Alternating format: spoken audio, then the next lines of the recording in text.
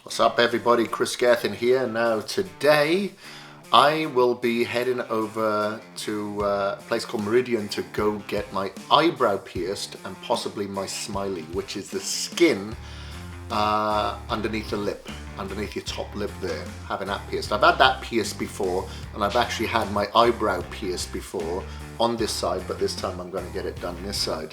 Now the difference being is that I had it done there 27, God, how many years ago? Yeah, it's about 20, I don't know, I was about 18 years old. I'm 45 now, work that out. I actually had my first piercing though when I was about 9 years old. I actually had my ear pierced with my father. My father had his ear pierced first, and then I followed suit. And I've kind of just been on that bandwagon since then. I haven't really had that many piercings for a while, but I started getting pierced a little bit more seriously when I was about 18. So I had my eyebrow pierced. Actually, I'll talk you through some of the piercings that I had. I had my eyebrow pierced when I was about 18. I got inspired by a picture of Mike Patton of Faith No More. It was the front cover of an NME magazine, and I remember just looking at that and thinking, that's pretty cool. And then obviously Jonathan Davis of Korn, he had his eyebrow pierced and I kind of liked it. So I decided to get it done myself. However, my eyebrow rejected it. I think the piercing was a little bit too thin, and the way that it was pierced maybe back in the day just wasn't as good as it possibly could have been, and it just got rejected and it kind of grew out. And then I just started getting into more piercings. Had my the ear done in several places here. Had the lobe done that side, lobe done that side. Neither of those places healed properly. I had them in there for well over a year and they just would not heal. I think it was just too much gristle in that area with nerve, and so I just eventually took them out. Had my ears done up here. I think I had both of my nostrils done. And then I started going towards surface piercings. I had my neck done. I wanted to have a ladder. I wanted to have 5 bars put through here and create a ladder. But I thought, let me start with 2 first. Started with 2 and they got rejected. My body just rejected them, so I didn't bother with the ladder there. And then I did something really silly when I was in Las Vegas. And this is only going back like 2005. Well, it is. I had it done in LA, and then I immediately went down to Vegas because I was working for Flex magazine. But then it was down there that my body started to reject it. So I had my wrist pierced, would you believe it? I had a surface piercing there of a bar going right through. And I think because I was in Vegas then, I mean, you've got a lot of sweat glands here, that my body started to reject it. My wrist started swelling up, so I kind of removed that one as well. And then I did have a surface piercing here as well. So I don't know if you could see this tattoo, but this face actually has his tongue pierced. I thought, wouldn't it be pretty cool to put a piercing through there as well? So I had, God, what is it called? Can't remember the name of it, where you actually have a flat back put onto the back of underneath. You kind of slice through it, put a flat back in there, and then you just have like a head, a ring head, earring head on the front. And I had that done, and my body actually rejected that as well. So the surface piercings never worked well for me. And then when I was working on cruise liners, actually before that, so this would have been 1997, I believe, 97. Yeah, it would have been about 1997. I decided to start going to private areas to get pierced. And when I say private, I don't mean private tattooists or piercing places. I mean private areas of my body. So I actually had 2 piercings in the shaft of my penis, so near the bottom half of the shaft of my penis. Had 2 bars put through there, and then I had 1 ring put in my nutsack, basically. A lot of people don't know this. It's the first time I'm coming out. My parents don't even know this, so this could be a surprise. And I also had my Frenum Pierced, which is the skin at the bottom of the kind of bell end of your penis. I had that pierced, and would you believe it, even though that is thin, very thin skin, That was friggin' painful. That was quite painful. You know, it took a while for that to heal. And I actually had like a banana bar put in there. It had a ring, but that was a little bit too uncomfortable because I do have my foreskin. So I had a banana ring put in there, which was a little bit more comfortable. And then I went much bigger on the piercing side of things when I was working on a cruise liner. This is going back in 1999, and I was working on a cruise liner out of the Caribbean. And I had this advisor, a manager, that was a South African female, tall blonde, and I absolutely hated her. I think she thought she was the shit, you know what I mean? And I remember, I don't know, I did not click with this chick at all. And I remember her just winding me up and just getting really pissed off. And she would, you know, when we had port cleaning, she would come into my therapy room because I was doing massage therapy on there, and she would stand on a stool and put her finger up into the vent, see that there was a little bit of dust, and she'd say, do it all over again. And I was like, ah, pissed off. If it was a male advisor, I probably would have been very vocal, but she wasn't, so I was very frustrated. And I remember when I got off in St. Thomas once, I thought, what can I do to just relieve for this anger and stress that I've got built up inside? I know, I'll go and get a piercing. And I went into this piercing shop that I saw there, and I asked for a Prince Albert. And if any of you don't know what a Prince Albert is where you pierce actually through the urinary tract end of the penis, and then it comes through the bottom of the penis, so you can actually put a ring in there. So that's what I did, and I remember the fella saying, well, I actually have a female here in training. Do you mind if she watches while we do this, because she has to learn how to do this herself? And I was like, yeah, no worries. But I didn't realize that internally I obviously had some fear there. Even though on the surface I was confident, I was like, yeah, I need to get this done. Because when I pulled my pants down, man, I tell you what, my penis looked like a little acorn. And then I'm trying to justify myself. I'm like, it doesn't usually look like this because there's a female there, but she probably didn't believe me anyway. And so I had that done. That caused a few issues to begin with because I bled a lot. And when you are working on cruise liners, you have to wear white. So white shirt, white trousers, kind of looking like a captain when you are actually working in the spa. It was called Steiner. And I remember when we got to Fort Lauderdale and people are coming on port, the boss, not this manager, but the other boss who was actually Irish, and I actually got on with this woman, she looked down at my crotch and she's like, oh my God, Kris, what's going on? And I looked down and I had a big patch of blood there that had come through my pants. So I had to explain to her what had happened, and she actually got some what do you call them? What do you call them? Like sanitary towels? No.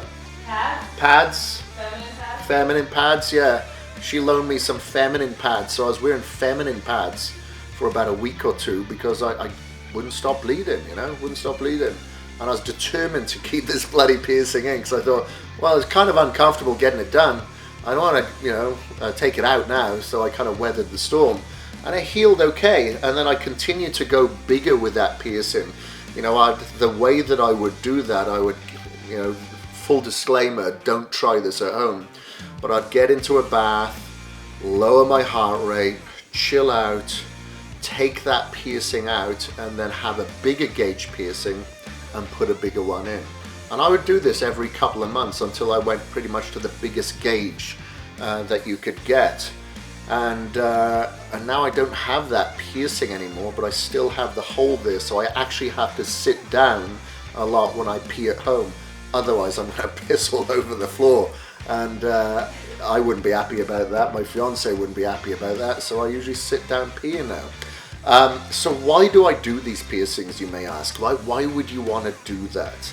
To a certain degree, I actually like the look of it. It's like jewelry. Some people wear watches, some people wear necklaces. I don't really do that. I like this form of jewelry, just like the canvas that I have tattooed. You know, that is a form of art, and it, you know, it may not look artistic, but it's a statement, and I kind of like that statement. I like the look of it. It's more appealing to me than a blank canvas. You know, I really like tattoos on people if they look good. I actually like tattoos on females more than guys a lot of the time, because I don't see tattoos on guys that's appealing to me. I don't know, maybe it looks a little bit more artistic on females, because females have more an artistic look to their physiques and bodies and sensuality. Maybe that's why it kind of goes better. But I like the look. So it's the same with the tattoos. The piercings. The piercings are like a jewelry form that complements the tattoos to a certain degree. And yeah, there is definitely some therapeutic value to a little bit of that pain. I actually quite enjoy it. It's not sickening by any ways, because I don't like all types of pain. Like, I've been waxed before, and that was probably the most traumatic experience of my life. I actually cried when I got waxed. I don't like that pain. I love the pain of weight training, physical exertion, going to absolute failure. That's enjoyable. Tattooing is kind of like a numbing sort of feeling that you can get that will help numb frustration, anxiousness, you know, something that's deep down that's hard to get rid of. I have found that tattoos have been able to alleviate me of that, and piercings are somewhat along the same sort of lines, not quite as much as a tattoo. Tattoo is a little bit more therapeutic to me, but piercings kind of accentuate it as well. There's just therapeutic value to it, but I like the appearance, I like the look of it. Does it suit everyone? Probably not. Is it for everyone? Probably not. People tell me all the time, obviously because I'm in the public space, people see me, people comment on my socials, and they're just like, get that ring out your nose, you look dumb.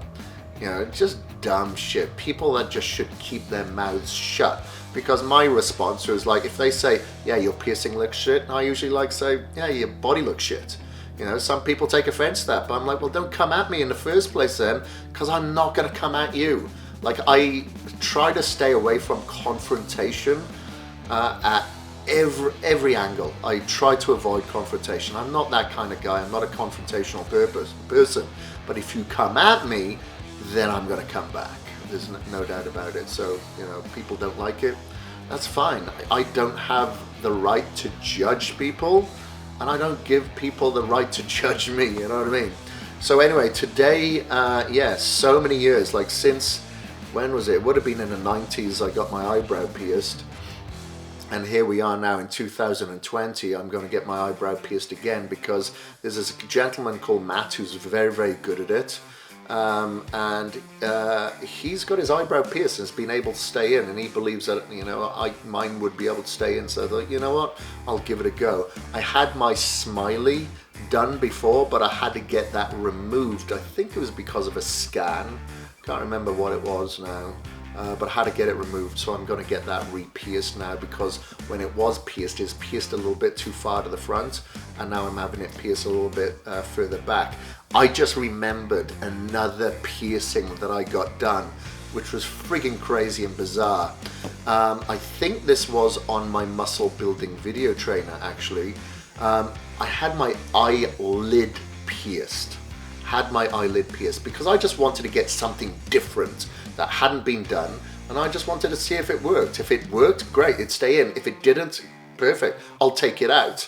You know, what's there to lose? So I actually had my eyelid pierced, because people have had their eyelid pierced and had no problems with it, and it wasn't that bad. It was okay, but it was just a bit of a pain in the ass where I caught it on a couple of occasions, and I thought, you know what, I don't want to risk catching it when I'm taking my top off and ripping my eyelid, so I removed that one as well. I'll probably come up with a couple of others that I've forgotten about over the years, because at times that I've had it done, I haven't been in a good place mentally, and I shouldn't have probably had it done at that time. So I would encourage people to be in a better mood or a better place to have it done. But again, I've had tattoos done when I haven't been in a good place. Like I had my shin tattoo done when I wasn't in a good place, because I was like, well, it's not artistic, it'd be impossible to screw up, but I need something right now, you know? So when people ask me what the tattoos and piercings mean, they don't really mean anything. It's just a time in my life that I wanted it and needed it. I actually have a tattoo of my niece, Alice, on my ribs, and that means something to me. The other things, like I have built to endure what the world throws at me, face fear, fighting to succeed, only one of us works away, part animal, part machine, are all reminders for me to kind of defy what society means, and facing fears, not getting controlled by my environment. And if I go in, then I'm coming out, so there's a lot of reminders. So I'd say that would be the depth of the tattoos. But anyway, we better get ready and go get this piercing done.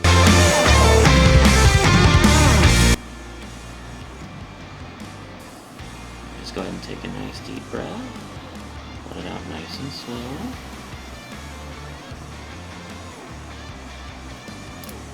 Just your jewelry, you're all done, so just keep breathing nice and easy for me.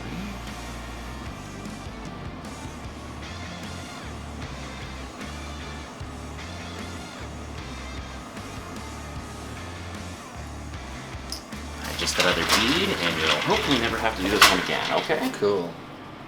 Fingers crossed. Hopefully not too much worse than you're expecting it to be, at least. Yeah.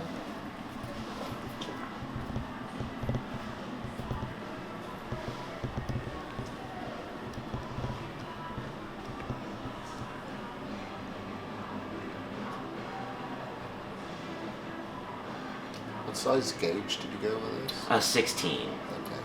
Trying to keep things matched up to what you're planning on doing with your ears, too. Yeah.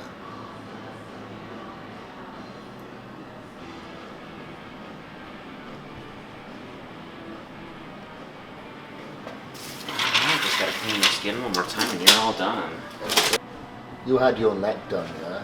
Yes. Yeah, and did they reject? Yeah, I had to take him out, honestly. Right. I didn't have them long enough to get them to reject, but they would have. Yeah, and mine rejected neck as well. The ones that I had that rejected all the dang time is I used to have surface piercings all over my back. Yeah. And those ones, I was always... Tight skin, isn't it? Yeah, I had like this project, I was trying to do like a complete circle on my back, but I was just always chasing my tail because I'd have to take this one out or this one would fall out, and so I'm getting these redone, and I never actually finished it. Got it.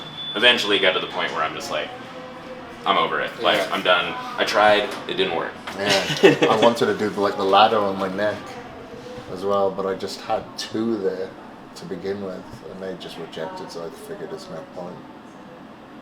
Do you remember, how long ago was it? About 20 years ago. Let me take a look at the back of your neck when you sit up. The technology for surface piercings, the jewelry that we carry for these now, are way different and way more successful. Sure. If the scarring isn't too broad, there might be a chance of giving it another try if you'd like to. I like doing nape piercings. They, again, even with the better jewelry and the better techniques and that sort of thing, they still are pretty dang prone to rejection. But I think the likelihood of them being successful is considerably better now than it was 20 years ago. Yeah, so. I should imagine. But yeah, you can sit up when you're comfortable. I'll get this out of the way for your legs. Thank you. And here's that mirror if you'd like to take a look. Thank you, sir. Oh yeah, cool. Perfect.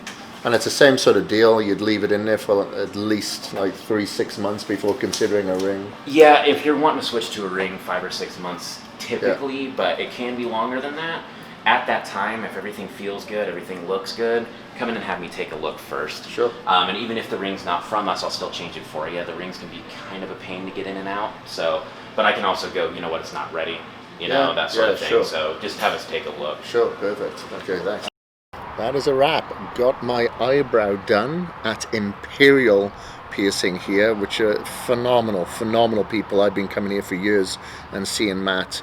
Now, do not look at this video and try this at home. Just because you see someone else piercing someone doesn't mean that you should do the same. It takes a lot of preparation that wasn't filmed during this session. It was probably about 30 minutes of prep before the actual piercing.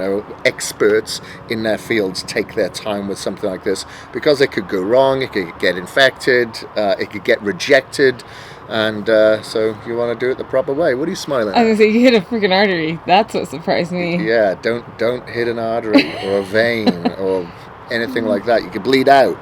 But anyway, I feel good that I've got it done now. Let's just see if it'll stay in, see if my body doesn't reject it. But again, you know, this is just a form of like jewelry that I like to wear. Some people like to wear bracelets, necklaces, and friggin' headbands or whatever. This is my form of accentuation.